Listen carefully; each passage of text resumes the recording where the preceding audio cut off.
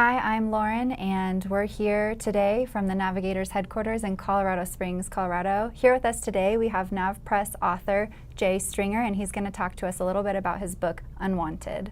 So why don't you tell us a little bit more about yourself and why you wrote this book? Sure. Thank you so much for having me, Lauren.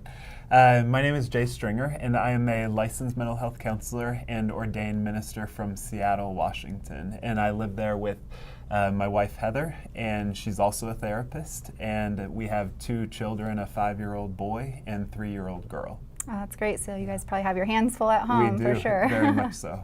Yep. And I wrote Unwanted because as a therapist, men and women were arriving in my office with almost no understanding of what freedom from unwanted sexual behavior was all about. So I define unwanted sexual behavior as essentially any behavior that we are participating in that at the end of the day we wish wasn't true. So for some that might be the use of pornography, for others that could be infidelity, and for others buying sex. And so one of the things that I began to observe is that the current paradigms that people had been given to combat sexual brokenness was essentially to dart your eyes, to pursue accountability, in some cases to install filtering software.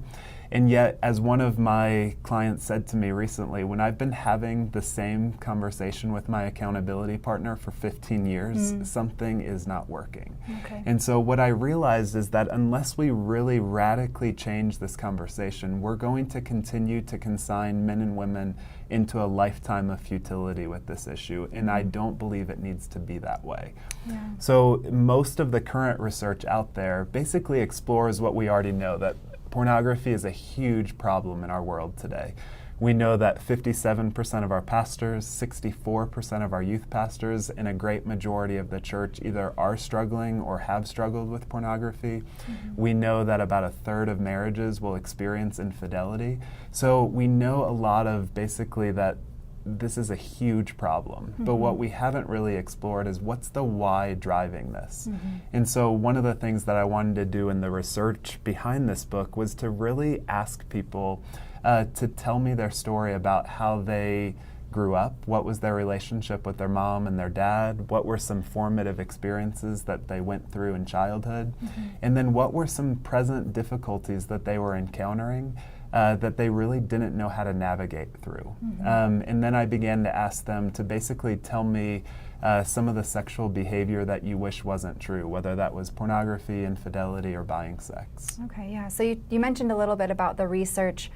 So you conducted research with over 3,800 participants, and was that kind of what you were striving for, or was that surprising to you? Yeah, it was really surprising that we got that big of a sample size. I was aiming for about 500, and then we got a couple national organizations to come on the project, and it was just remarkable. So what the data found essentially was that there's nothing random about unwanted sexual behavior. It was a direct reflection of the parts of our story that remained unaddressed.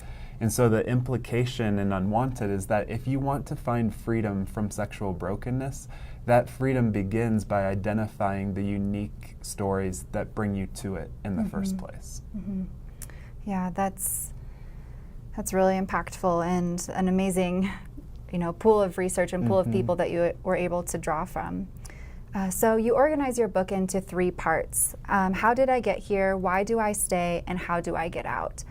Can you talk briefly about the first part, how did we get here? And what is one of the ways that formative experiences from childhood go on to shape the use of pornography? Sure, yeah.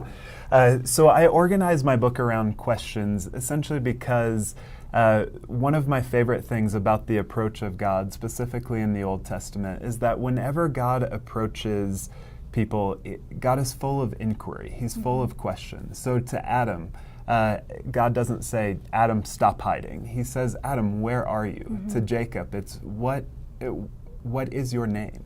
And then to Hagar, who's just been immensely traumatized by the first family of our faith, the angel of the Lord says to her, where do you come from and where are you going? And so one of the things that I really want to invite the readers in Unwanted to is not to give strategies and techniques to combat this, but to really invite people to a sense of questions. And so that first question is, how did I get here? And so one of the things that the research found was that those people who viewed pornography to the most significant extent had childhood sexual abuse scores that were 24% higher than those that did not view pornography at all. And so one of the things that I'm really trying to invite readers to is so oftentimes sexual brokenness is accompanied with a lot of shame. And yet the kind invitation of God, and I would say to all of us, is what if we could really begin to understand that our sexual brokenness is an invitation to heal some of the most significant traumas and difficulties that have happened to us. And so one of the things that we found is that sexual abuse forms a really toxic template for children. And so oftentimes what happens within abuse is that those who are abused know the perpetrator. Almost 80 to 90% of people have some relationship of trust to them. So that could be a pastor, a neighbor, someone within the family, a mother, a father, or a brother. And so what initially happens is that the abuse doesn't start sexually. It starts with just kind of noticing our humanity. It starts with saying, you have a really nice dress, or hey Jay, you have a really great arm. And so these initial offerings that they begin to pursue us with are actually kind. And then as the abuse begins to happen to us, our bodies don't know what to do with all that's unfolding because we feel really connected. We feel like we trust this person, and yet our bodies are beginning to experience things that we don't even know how to talk about, we don't have language for. And so what happens to these people later in life is that they don't feel sexually alive unless they're recreating some of those original experiences of childhood. So when they first begin to think about looking at pornography, they're pursuing something that's going to give them maybe a familiar sexual experience that they had had from long ago, but then is also going to fill them with a lot of shame and also a lot of secrecy. And so one of the things that just breaks my heart as a therapist is that especially in Christian communities, pornography addiction, sex addiction can get all of the focus, and yet that comes at the cost of addressing some of the key childhood traumas that have actually impacted our life. I feel like this would be so important to address, especially in our culture today, of just kind of getting to the root of those things, and that can be so powerful in overcoming these things. So let's talk a little bit about the second part of your book. So why do we stay? What is one of the key drivers of pornography as an adult? Yes. So that second question, why do I stay, is such an important question for people to ask. Because almost everyone has really good reasons for why they want to leave. They want less shame, they want to live with more integrity, but until you actually understand how your compulsive behavior actually serves you, you're not going to be able to find freedom. So one of the ways that I think about this is that a lot of my male clients might come in and say, Jay, I just really want to be done with pornography. And then when you begin to ask them, well, tell me about the last time you used it, they talk about a really difficult moment with an employer. They talk about a really difficult moment with their spouse, where maybe their spouse didn't want to have sex, or maybe it was just one of those kind of classic arguments about who took out the garbage last. And so in the midst of that anger, in the midst of that frustration, there's relational separation.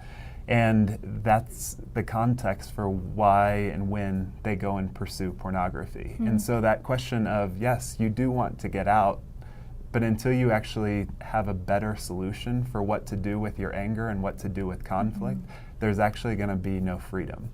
And so one of the things that my research found specifically for men was that a man struggling with a lack of purpose, who did not have a clear sense of who he was, a clear sense of where he wanted to go in life, his involvement in pornography escalated by a factor of 7.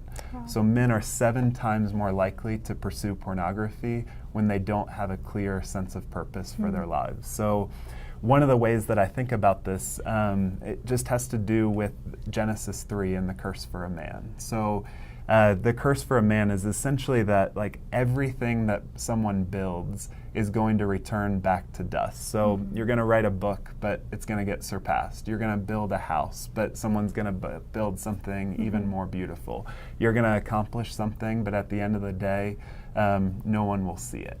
And so just that sense of like through the thorns and thistles of life is the way that we're going to have to go through life. And so when we confront a lot of that, that's usually the context for why people pursue pornography. They're frustrated at their jobs. They don't know who they are. They don't know how to pursue the things that actually bring them life. And so within that, pornography becomes really, really attractive to men because it gives them a world without thorns or thistles. It gives them a world where they can have exactly what they want without any risk or any imagination required. Escaping the realities of life a little bit within that. Yes, very much so. So in reference to the third part of your book, how do we find freedom amidst this? So I would say three things. So the first is that we really need to disarm this thing called shame. And shame is such a beast. So one of the things that happens with shame is that whenever we begin to feel it, or whenever we begin to hear that voice that says, if you told anyone that you were struggling with sexual brokenness, you would lose all credibility, you would lose your reputation, people would not love you anymore. And so the problem with shame is that when we run from it, we actually legitimize its messages about us. And so one of my favorite stories that I've read in the last couple years is by this guy named Andy Casagrande, who is the videographer for the show Shark Week. And one of the questions that he was asked was, Andy, what do you do when you are in the waters with a great white shark? And he says, it's very counterintuitive, but what you do is you swim right at the shark with the camera. And so what he says is that the shark will come up and kind of bonk its nose against the camera, realize that it's not food, and then will swim away. And so Andy has this like profound statement that he says, if you do not act like prey, they will not treat you like prey. And to me, that speaks so much into just what we are instructed to do, especially in the scriptures with regard to shame, that we are to turn and to face it. So there's this kind of passage in Exodus where there's all these people that the people of Israel are dying. These poisonous snakes are eating them. And basically the remedy is that Moses is supposed to put basically a bronze snake head on the top of a flagpole and lift it up. And so when the people kind of see what's killing them, they will be healed. And so the Gospel of John picks up on this in John chapter 3, where it says, just as Moses lifted up the rod in the wilderness, so must the Son of Man be lifted up in order for people to be saved. And so that's just one of the most critical things that we can do with shame, is to really begin to turn and look at the thing that is killing us. And when we do that and we begin to share that story with others, we find that the kind of the great white experience of shame is really mitigated. And this was backed up in the research as well, in that men and women who pursued people to talk to when they were struggling saw a 22% reduction in unwanted sexual behavior just from having someone that they pursued. Wow, and that's something great that readers could take and apply immediately into their lives if it's something they're struggling with. So there's a concept in your book that you talk about listening to your lust. Can you explain a little bit more about that? Sure. So, I mean, it goes back to what we were talking about earlier, where God is so curious about us. And so instead of just telling us to stop our lust, I really believe that so much of what God is inviting us to do is to engage why we have this lust to begin with. And so in Romans 12:2, we are instructed not to be conformed to the ways of the world, but to be transformed by the renewing of our mind. And so this renewing of our mind is not about turning off our sexual mind, but it's about being really curious about how our sexual mind came to be what it is. And so one of the things that my research looked at was not just do people watch porn, but what are the particulars that men and women pursue in their pornography preferences? Like, what do they actually put in the search bar? And one of the fascinating things that came out was that there was a category for men that basically had to do with power over women. So these men had sexual fantasies and pursued pornography that had to do with college students or teens. They sought out pornography with women of smaller body types, of a race that suggested to them subservience. And so one of the things that we did in the analytics was to say, what is this person's story that's actually informing why they're making this choice? And so 3 themes emerged. The first was that these men had really strict fathers. The second was that they were dealing with a significant lack of purpose in their life. And the third was that they had really high levels of shame. And so as a clinician, what I want to invite those men to is to really begin to listen to their lust, and to realize that their lust actually provides clues about where they can find freedom. And so if you think of just a man that is dealing with a lot of conflict, maybe at work, a lot of futility, grew up with a father that powered over him, that was really rigid, part of the way that he's going to develop sexually might have to do with trying to find power. And so I think so much of the kind invitation of this book is to really invite people to address the pain in the stories that are driving their behavior to begin with. So one of my favorite authors is a man named Richard Rohr, and he has this fabulous quote that says, "The pain that we do not transform, we transmit. Always someone else has to suffer because I don't know how to." That's what it comes down to. Wow.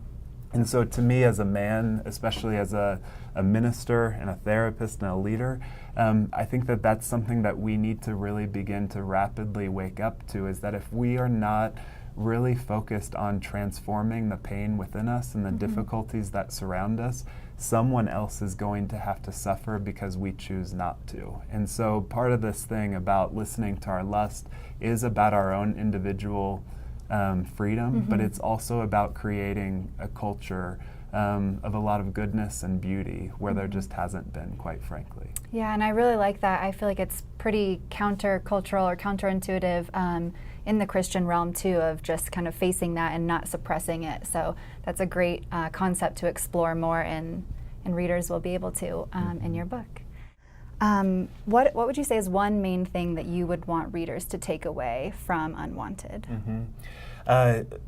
So the main thing would be that so oftentimes, again, just that voice of shame drives us to not tell the truth about our stories, to not tell the truth about the particulars of what we search for, of what we lust for. And yet, one of the things that I want to invite us to is that if you want to find freedom from sexual brokenness, the implication is that you have to identify the unique reasons that bring you to it in the first place. So these things are not random at all. And so if we're willing to be really curious about how our sorrow and our sin came to be, I think we'll really put ourselves in a great position to begin to address this so much better than we have. That's great. Well, thank you so much for providing all the insight. This was really great, and I would recommend everybody to head over to navpress.com today, and you can purchase your copy of Unwanted there. So thanks so much for being here with us. Thank you, Lauren, so much. All right. Yeah.